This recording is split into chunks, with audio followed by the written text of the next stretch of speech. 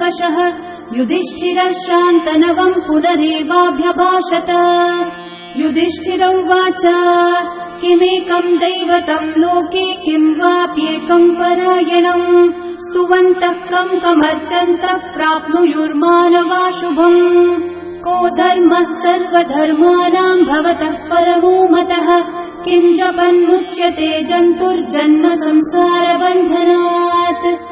श्रीभीष्म उवाच जगत्प्रभुम् देवदेवम् अनन्तम् पुरुषोत्तमम् स्तुवन्नाम सहस्रेण पुरुषस्तततोत्थितः तमेव चार्चयन् नित्यम् भक्त्या पुरुषम् अव्ययम् ध्यायन् स्तुवन्नमस्यम् च यजमानस्तमेव च।